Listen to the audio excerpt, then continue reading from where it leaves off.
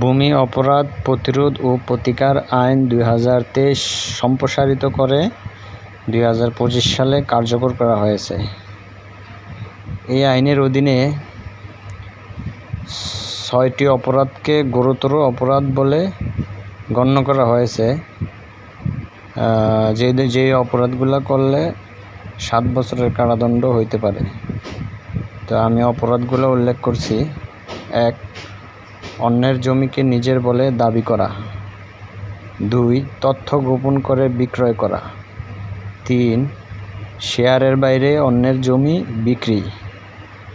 ৪. অন্য পরিচয়ে দলিল করানো। ৫. মিথ্যা বিবরণে দলিলে স্বাক্ষর। ৬. কর্তৃপক্ষকে মিথ্যা তথ্য প্রদান বা জাল দলিল করা।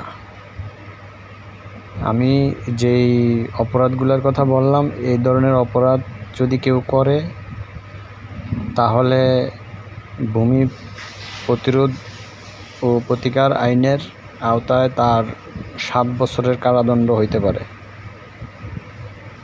ধন্যবাদ।